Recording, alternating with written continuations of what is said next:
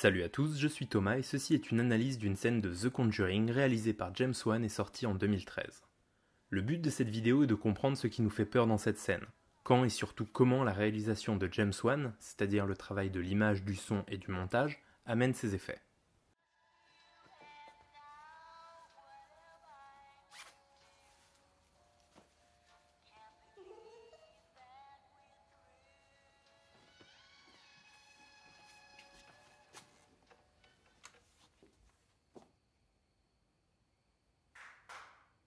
Girls, it's way past your bedtime.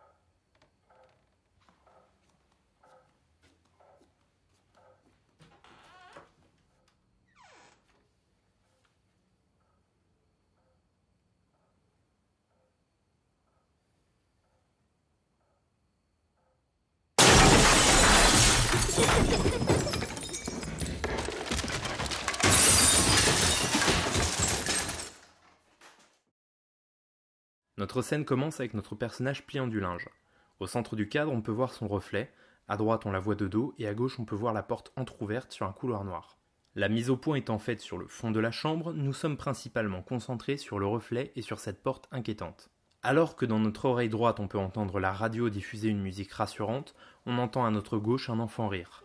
Le mixage stéréo est ici légèrement exagéré. De manière réaliste, on aurait du mal à croire que le rire vient du couloir, mais ce pan appuyé nous fait clairement comprendre que dans cette scène, le danger se trouve à gauche.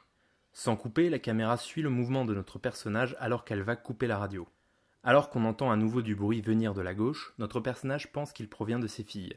Le fait que James Wan ait décadré son personnage pour aller attraper cette image à droite de son cadre et que le bruit vienne très clairement de la gauche nous indique presque subliminalement que le bruit ne provient pas des filles. Nous sommes ici face à une ironie dramatique. Le spectateur est au courant de quelque chose que le personnage ne sait pas. Cette ironie dramatique va donc créer de la tension, puisqu'alors que nous nous attendons à un événement surnaturel, le personnage ne s'y prépare absolument pas et va se mettre en situation dangereuse. En l'occurrence, la situation dangereuse va être de se diriger vers la gauche, vers l'endroit d'où proviennent les bruits et le danger. Pour rappel, à droite c'est la musique et la photo de famille, et à gauche c'est le couloir sombre et les fantômes qui rient. Alors qu'on quitte une chambre bien éclairée et au ton chaud, on arrive dans un couloir extrêmement froid et sombre. Le changement de couleur renforce une sensation de glauque, littéralement, puisque la lumière qui était chaude dans la chambre émane maintenant avec des tons verdâtres, et que les autres lumières qui seront allumées dans ce plan seront très blanches. Vu que le couloir est filmé en plan séquence, c'est-à-dire sans couper au montage, et que la caméra se promène allant de chambre en chambre, le spectateur s'attend à ce qu'un fantôme apparaisse à l'image dans l'une des chambres par exemple, ou lorsque la lumière s'allume. Au passage, je trouve ce petit moment durant lequel la caméra se penche au-dessus de la rambarde pour observer très efficace pour impliquer le spectateur.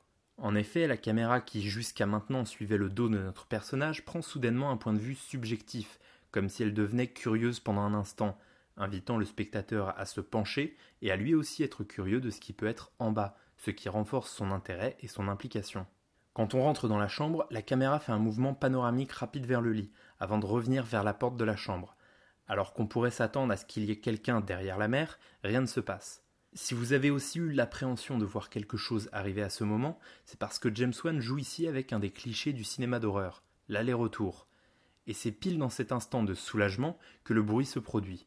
En fait, on pourrait envisager une scène de tension comme une petite montagne russe, pleine de moments d'angoisse et de moments de relâchement. Le jeu de James Wan ici, c'est de nous frapper au moment où on ne s'y attend plus, dans un moment de relâchement. S'il nous frappait dans un moment de tension, il risquerait de provoquer chez le spectateur le fameux « Ah, je le savais » que l'on a tous vociféré en voyant un monstre apparaître dans un miroir ou derrière une porte de frigo. De plus, le sursaut ne vient que du son. Tout d'abord, la scène est très silencieuse, seuls les bruits de porte et de parquet sont audibles, ainsi que le tic-tac d'une horloge. Les oreilles du spectateur sont à l'affût du moindre bruit puisqu'il a entendu des rires en début de scène.